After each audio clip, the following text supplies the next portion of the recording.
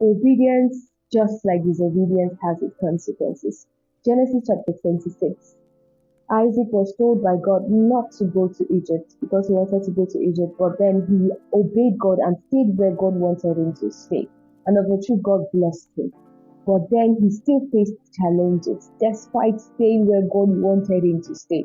So we see how the people that accepted him at first began to fight and to envy him. But then God kept on blessing him because he was where God said to stay. So it's important that we follow through with God's instructions. It's important that we do what God wants us to do. But then just know that challenges will come.